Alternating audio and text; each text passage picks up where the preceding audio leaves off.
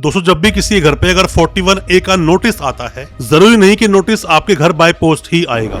आपको व्हाट्सएप आ सकता है, आपको मेल आ सकता है और हो सकता है कॉल भी आपको आए, फिर भी आपके पास व्हाट्सएप भेज दिया जाए। इन सभी मायनों में 41A का जो नोटिस होता है उसके कंप्लायंस मान लिए जाते हैं, मतलब कि आपको 41A का नोटिस मिल चुका है।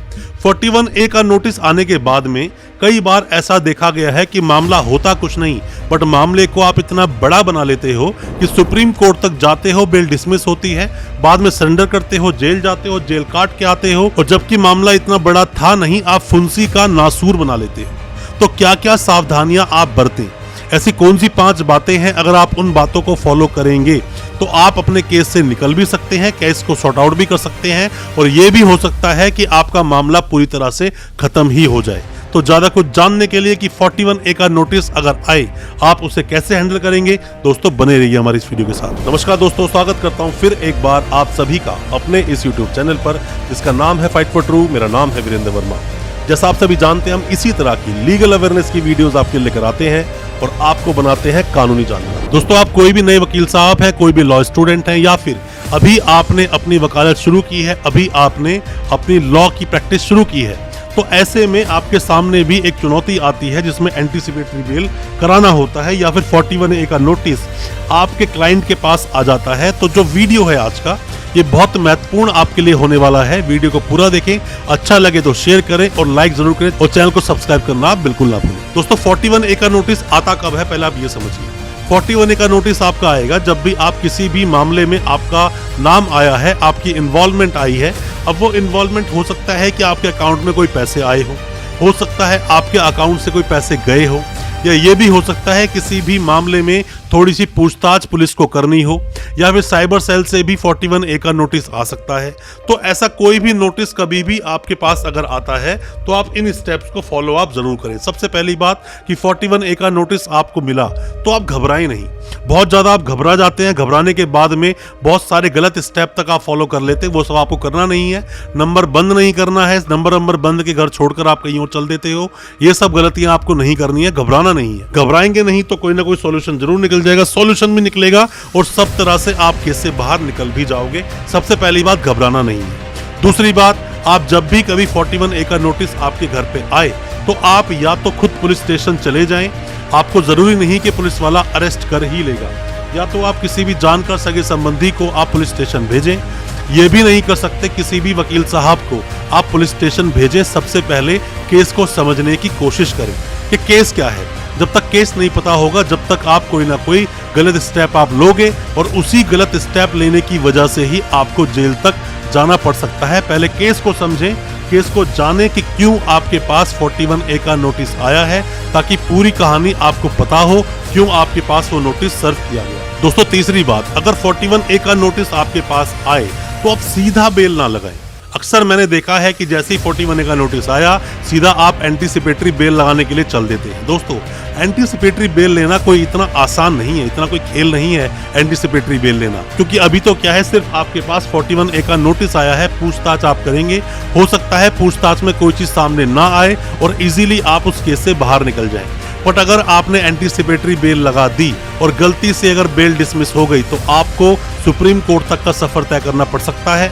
मतलब आप फिर जाओगे हाई कोर्ट, फिर आप जाओगे सुप्रीम कोर्ट, अगर हाई कोर्ट से बेल आपकी नहीं होती है। क्योंकि एंटीसिपेटरी बेल आप शुरू करते हैं सेशंस कोर्ट से, उसमें मजिस्ट्रेट साहब का जो कोर्ट होता है उससे कोई मतलब नहीं होता एंटीसिपेटरी बेल में।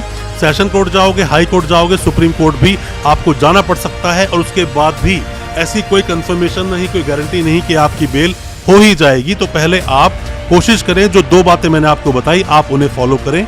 अगर फिर भी नहीं बात बनती तो ही आप एंटीसिपेटरी बेल लगाएं, पर सीधा आप एंटीसिपेटरी बेल ना लगाएं।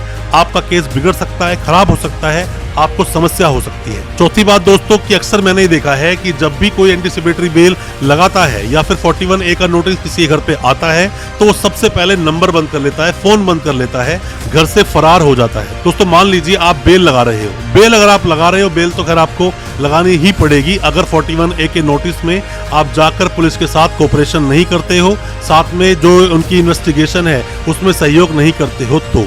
पर ऐसे में पुलिस आपके अगेंस्ट 82 की प्रोसीडिंग शुरू कर सकती है। जो एब्सकॉन्ड की प्रोसेस होता है, जो कि भगोड़े के लिए प्रोसेस चलाया जाता है 82, 83 का, उस पर डिटेल वीडियो मैंने बनाया है, उस वीडियो को आप देख लेना तो आप समझ जाओगे। हालांकि हमारे होम पेज पर ही वो वीडियो डला हुआ है। तो दोस्तों ये गलती बिल्कुल आप ना करें, फरार बिल्कुल ना हो, आप उस केस से भागे नहीं, केस का सॉल्यूशन निकालें, केस के देखें किस तरह सॉल्यूशन निकाला जा सकता है। आप अगर फरार हो जाएंगे तो केस आपका और ज्यादा बिगड़ जाएगा और लास्ट में आप जेल जाओगे। और फिर जब आपकी बेल लगाई जाएगी तो वहां पर पीपी साहब जो सरकारी वकील होते हैं वो यही बात बोलेंगे कि एब्सकॉन्ड थे, फरार थे, बड़ी मुश्किल से पकड़ा है, अगर बेल दे दी गई तो दोबारा से फरार हो सकता है। तो ऐसी गलती आप ना करें। पांचवी खास बात मैं आपको बताना चाहूंगा दोस्तों वो ये है कि हो सके तो आप ऐसे मामले में अगर पैसे का लेन देन किसी भी इंसान से है तो आप उसे कंपाउंड करें, क्योंकि जो चीटिंग का मामला है 420 का अगर मामला बनता है तो कंपाउंडेबल है। तो उसमें बैठकर हो सकता है आपकी किसी भी तरह से सहमति से राजीनामा हो जाए। राजीनामा अगर होता है तो आप कर लें, उससे आपका केस खत्म हो सकता है, केस खत्म भी हो जाएगा, इजीली आप निकल भी जाएंगे। और अगर झूठा केस आपके ऊपर हुआ है तो राजीनामा करने की कोई जरूरत नहीं, केस को आप फाइट कीजिए, उस केस से आप निकल जाएंगे, बरी भी हो जाएंगे। हो सकता है आप केस को क्वैश भी करा पाएं, पर झूठे केसेस को फाइट करना चाहिए। ऐसे राजीनामा आप करते हो, पैसा भी भरोगे और साथ में परेशान भी रहोगे, ये चीजें ठीक नहीं। छठा पॉइंट दोस्तों आपको बताना चाहूंगा कि कभी भी मामला अगर कुछ इस तरह का होता है कि जो पूरी तरह से फेक है, फर्जी है, झूठा है, तो ऐसे में आपको क्वेश्चन लगानी चाहिए। मतलब कि आपको हाई कोर्ट या सुप्रीम कोर्ट जाना चाहिए क्वेश्चन के लिए।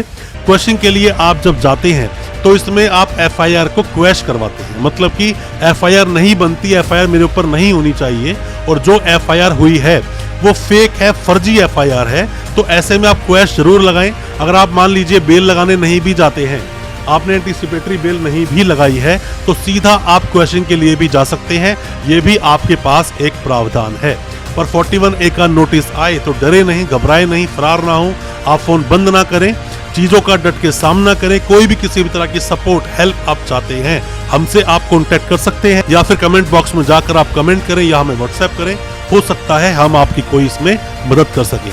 दोस्तों अच्छा लगा आज का वीडियो, हमारी वीडियो को ज्यादा से ज्यादा अपने दोस्तों, परिजन, परिवार तक शेयर करें ताकि वो भी अपने आप को कानूनी जानकार बना सके। और अच्छा लगा आज का वीडियो, हमारे चैनल को भी सब्सक्राइब करें, साथ में लगा बेल आइकन जरूर दबा दें ताकि इसी तरह की लीगल अवेयरनेस की वीडियोस दोस्तों आप तक पहुंच सके सबसे पहले। बहुत बहुत शुक्रिया दोस्तों, धन्यवाद हमारे इस वीडियो के साथ बने रहने के लिए।